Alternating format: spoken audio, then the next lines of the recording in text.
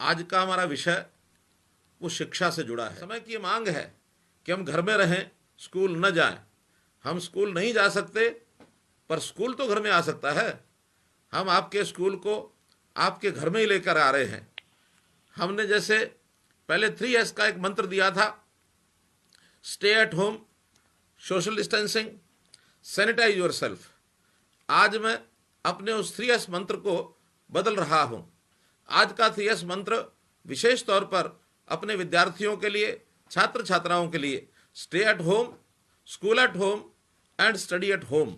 इस प्रकार हम लोग अपने इस मंत्र के हिसाब से अपने इस कार्य को 18 मार्च को प्रदेश में चल रही स्कूलों की वार्षिक परीक्षाओं को मैंने रोक दिया था।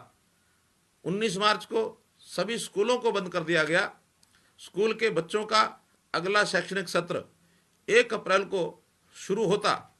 बाकी परीक्षाएं भी होनी थी, लेकिन अब परीक्षाएं होंगी या नहीं, अगली कक्षा में कब दाखिला मिलेगा, इन अनिश्चितताओं को दूर करने के लिए हमने पहली कक्षा से 11वीं कक्षा तक पढ़ने वाले सभी विद्यार्थियों को जितनी परीक्षाएं 18 मार्च तक हुई थी, उन्हीं के परिणाम के आधार पर अगली कक्षाओं में दाखिला देने का फैसला किया है। 15 अप्रैल से 52 लाख विद्यार्थियों की नई कक्षाएं डिस्टेंस एजुकेशन सिस्टम, दूरवर्ती शिक्षा कार्यक्रम के तहत केबल और DTH चैनल्स के माध्यम से शुरू कर दी गई है। और ये केबल और DTH एजुसेट के दूरदर्शन के साथ जोड़ करके हमने किया है। हरियाणा पहला प्रांत है कि 100% पेनिट्रेशन, चाहे वो गांव हो, सुदूर इलाका हो, शहर हो, सबके साथ हमने इसको जोड़ा है। केवल 12वीं के विद्यार्थी, उनको परीक्षा की स्थिति अभी स्पष्ट नहीं है। CBSE ने अभी तक अपनी कोई टाइम टेबल बना करके स्थिति स्पष्ट नहीं की है।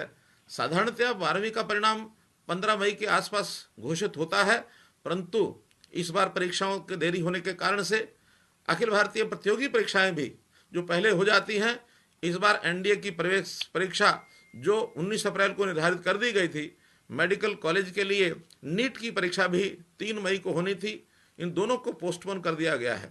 इसी तरह इंजीनियरिंग कॉलेज के लिए भी JEE अर्थात ज्वाइंट एंट्रेंस एग्जाम की 1 जनवरी में जो परीक्षा हो गई थी, उसका परिणाम भी 21 जनवरी को घोषित हो गया था।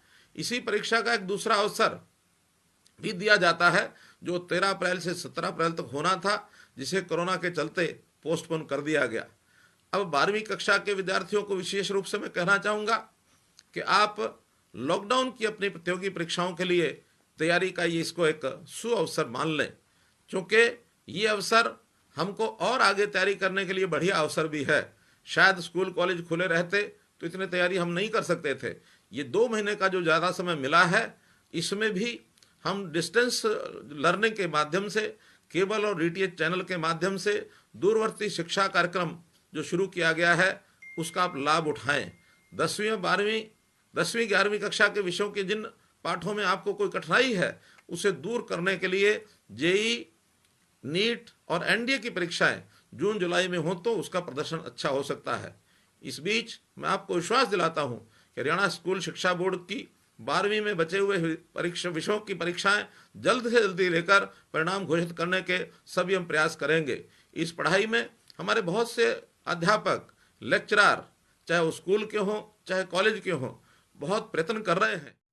प्राइवेट स्कूलों का एक विषय भी मुझे ध्यान में पिछले दिनों में कई लोगों ने कराया है कि प्राइवेट स्कूल अपनी 3 महीने की एडवांस फीस लेने के लिए उन्होंने सर्कुलर निकाला, लेकिन हमने उनको एक आग्रह किया है नोटिफिकेशन के माध्यम से कि 3 महीने की बजाय वो केवल 1 महीने की फीस लें और यातायात शुल्क भी उनको नहीं लेना चाहिए। ऐसे कुछ प्राइवेट स्कूल तो ऐसे हैं जिन्होंने आगे बढ़ करके लॉकडाउन के समय की फीस ये पूरी की माफ़ कर दी है। ऐसे स्कूलों का मैं आभार प्रकट करता हूं और मैं आशा करता हूं कि अन्य स्कूल भी इसी का पालन करें, ताकि जो बच्चे हैं, खास करके ऐसे परिवार, सामान्य परिवार जिनकी कमाई इस समय बंद हो गई, जिनके काम बंद हो गए, वो अपने बच्चों की पढ़ाई को आगे रख सकें। ऐसे किसी बच्चे का भी एडमिशन न रोका जाए, उनके आगे चल करके किस प्रकार से उनकी फीस लेनी है, इसका कोई प्रबंध करें।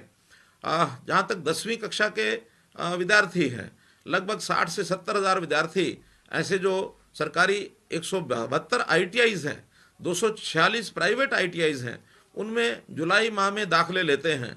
ITIs के अतिरिक्त पॉलिटेक्निक्स में भी वो लोग दाखिले लेते हैं। अब इनकी भी चूँकि कक्षाएं अगस्त में शुरू होती हैं, 24 मार्च को प्रदेश के सभी ITIs को बंद करने के बाद थ्योरी की पढ़ाई फ़ोन पर या ई-लर्निंग से करवाई जा रही है, परंतु प्रैक्टिकल्स की पढ़ाई लॉकडाउन की अवधि के बाद ही प्रारंभ किया जाएगा। ITIs में 81 ट्रेड हैं, 30 से 35 ऐसे ट्रेड हैं जिनमें 10वीं में गणित या विज्ञान की परीक्षा उत्तीर्ण की शर्त होती है।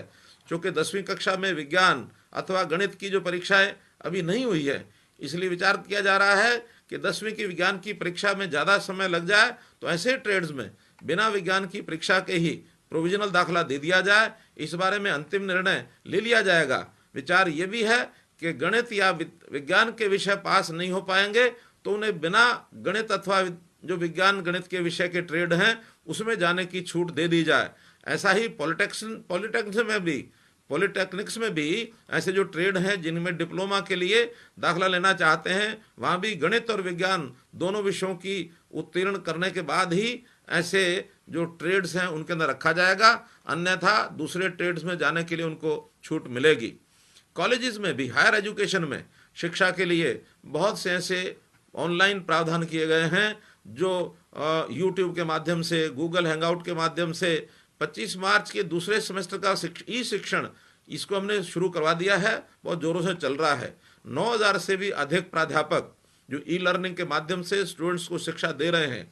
28000 के लगभग विद्यार्थियों ने अपना फीडबैक विभाग को दिया है। उनमें से 90% विद्यार्थियों ने कंटेंट की बहुत प्रशंसा की है।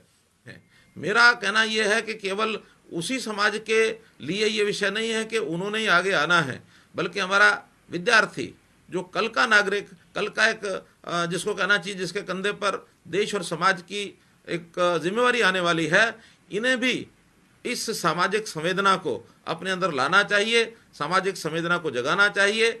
हमने इसके लिए हरियाणा कोरोना रिलीफ फंड ये बनाया है। इस रिलीफ फंड में हमारे अध्यापक, प्राध्यापक, शिक्षा विभाग के सभी कर्मचारी, अधिकारी वो तो योगदान कर ही रहे हैं। अभी तक का जितना योगदान हरियाणा में हुआ है उसमें से 50% से अधिक योगदान, लगभग 38 करोड़ रुपए केवल शिक्षा विभाग का हुआ है।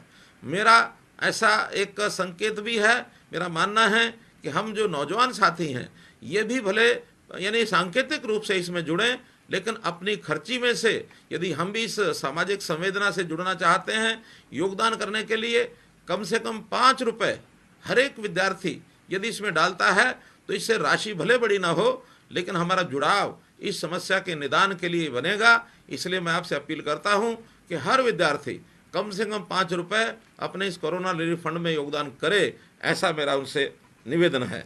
मैं अंत में आप सब लोगों से अपील करूंगा कि इस समय का हम भरपूर उपयोग करें, खाली रहें नहीं रहें, जो भी घर के कामों में सहायता करें।